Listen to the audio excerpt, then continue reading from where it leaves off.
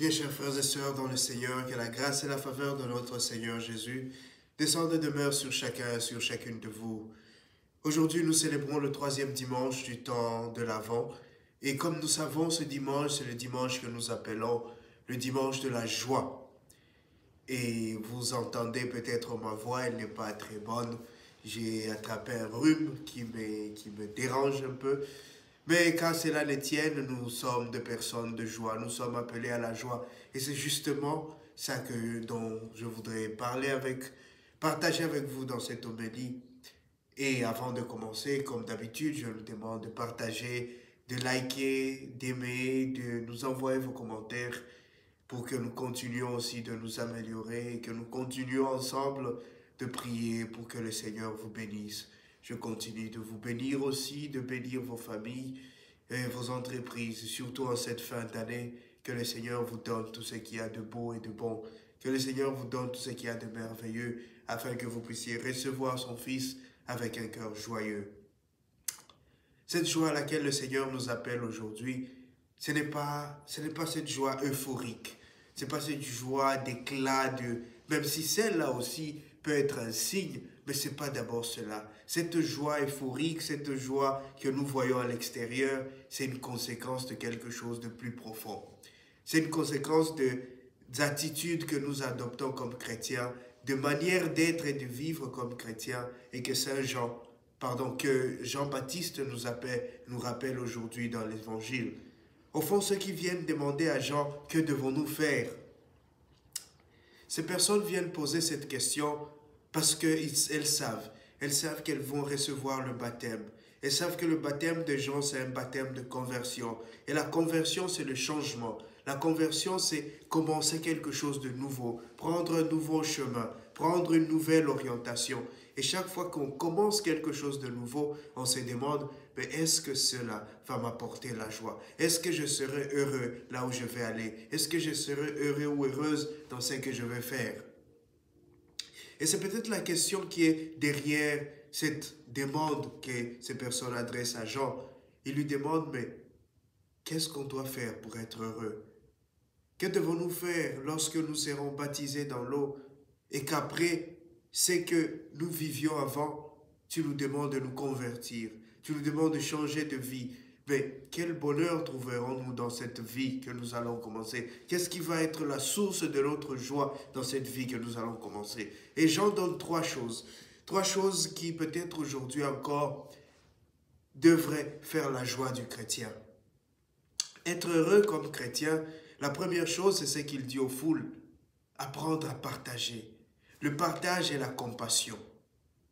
Voilà la première source ou le premier secret de la joie et du bonheur d'un chrétien. Un chrétien qui sait partager, c'est un chrétien heureux. Et Saint Paul nous rappelle qu'il y a plus de joie à donner qu'à recevoir. Partager, c'est un acte qui nous donne de communier avec les autres. Donner un peu de nous-mêmes nous aide à être heureux. Et Jésus est notre modèle dans ce sens. Jésus qui a aimé les siens jusqu'au bout a donné son corps. Il s'est donné entièrement. Il a donné sa vie. Il n'y a pas de plus grand amour que de donner sa vie. Or, quand on aime, on est dans la joie. Et quand on est dans la joie, on est dans le bonheur.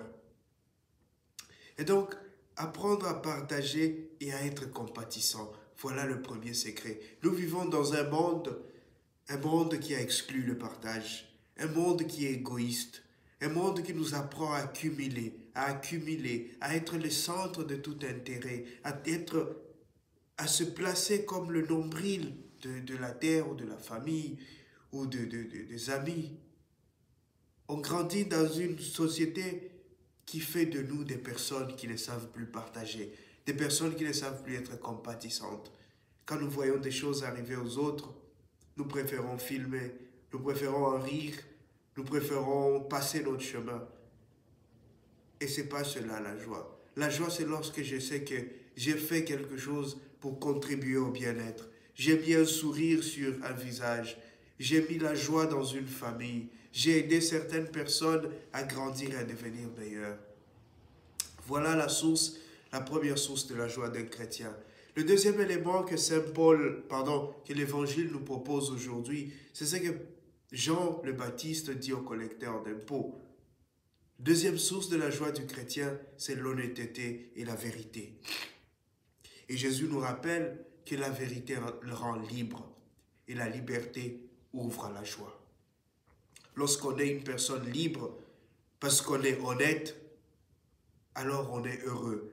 On n'a pas peur, on n'a pas toujours les yeux ouverts, on n'est pas toujours anxieux parce qu'on a dit la vérité. La vérité rend libre et la liberté rend heureux. Et si nous voyons aujourd'hui la plupart de nos dirigeants, la plupart des personnes qui ne sont pas des personnes heureuses, c'est des personnes qui ne sont pas vraies. C'est des personnes qui sont malhonnêtes. Quand on est malhonnête, on a toujours peur. On a toujours peur de retomber de ce qu'on a dit. Mais lorsqu'on apprend à dire la vérité, lorsqu'on apprend à être vrai avec soi-même et avec les autres, son cœur est en paix. On est posé. On sait que j'ai dit la vérité. Donc, le deuxième secret d'un chrétien, pour que tu sois un chrétien heureux, sois un chrétien honnête et vrai. Dis la vérité.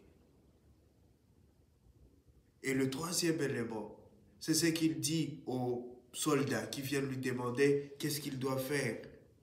Il leur dit ne soyez pas violents. Contentez-vous de votre salaire. Et donc ici, le troisième secret, c'est la douceur. La douceur. Heureux le doux, ils hériteront la terre. Quand on est doux, quand on sait vivre avec les autres, on devient une personne heureuse parce qu'on n'a pas peur. On vit avec les autres, on répand cette douceur chez les autres et la douceur n'est pas une faiblesse.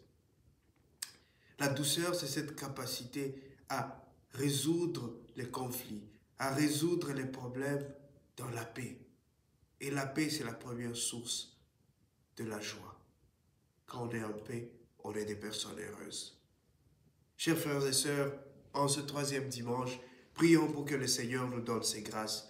Prions pour que le Seigneur nous donne la grâce d'être des personnes qui savent compatir et partager, d'être des personnes qui savent voir le malheur des autres et intervenir. Que le Seigneur nous donne la grâce d'être aussi des personnes de paix, des personnes qui disent la vérité, des personnes honnêtes. En ce temps où nous préparons la venue de notre Seigneur, préparons cette venue en étant des personnes de joie, pour que lorsque le Christ viendra, qu'il nous trouve dans cette joie et que cette joie reste une joie permanente malgré les difficultés, malgré les peines, malgré les douleurs, que nous apprenions à être des personnes de joie, que nous soyons toujours des personnes de joie. Que le Seigneur nous donne cette grâce aujourd'hui et tous les jours. Amen. Continuez de prier pour moi. Je me confie à vos prières pour que le Seigneur me donne la grâce de la guérison et que nous continuions à travailler à son œuvre avec cette joie qu'il a mis en nous. Que le Seigneur nous donne ses grâces aujourd'hui et tous les jours. Amen.